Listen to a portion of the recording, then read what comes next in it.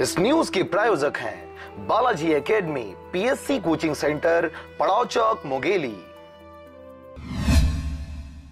सर्दी के मौसम में बिकने वाले खाद्य सामग्री की बिक्री में बढ़ोतरी हो रही है। इस मौसम में सबसे अधिक उपयोग में लाई जाने वाली मूंगफली की मांग बढ़ने के कारण बाजार में इसके भाव में उछाल आ गया है।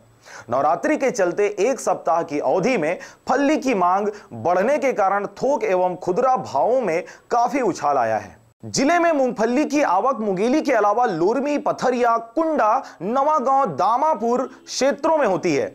इसी बीच यहां पर नवरात्रि की वजह से मूंगफली की मांग को देखते हुए थोक व खुदरा भावों में बढ़ोतरी प्रारंभ हो गई है। व्यापारियों का कहना है कि जिले में खपत बढ़ने के हिसाब से किसानों द्वारा मूंगफली की बिक्री नहीं की जा रही, जिसके कारण थोक बाजार में खरीदी का मूल्य बढ़ा है।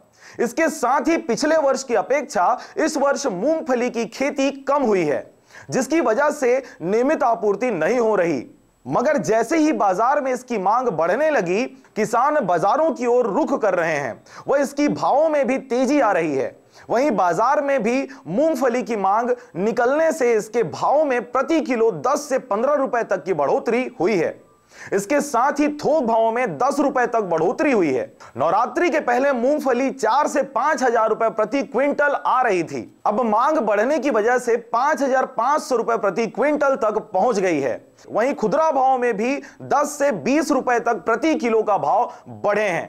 अभी फली 54 से 55 रुपए बिक रहा है, बाकी हम लोगों को फली 45-40 मांग रहे हैं। पूर्ण रूप से मतलब उसका मूल मिल नहीं पा रहा है।